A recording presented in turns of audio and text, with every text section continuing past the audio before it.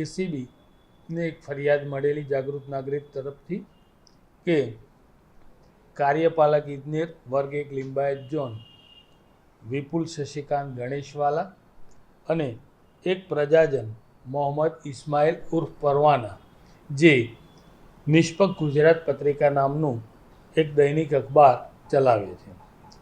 આ લોકોએ આ કામના ફરિયાદીને સંતોષ સબ ઇન્ડસ્ટ્રીયલ પ્લોટમાં એનું જે પ્લોટ હતો એના 6ઠ્ઠા અને 7મા ફ્લોરનું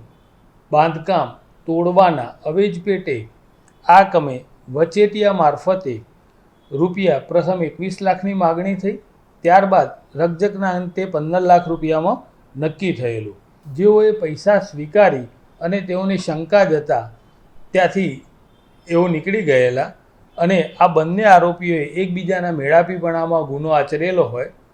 હાલ એ બંને વિરુદ્ધ ગુનો દાખલ કરી આગળની તપાસ હાથ ધરવામાં આવેલી છે.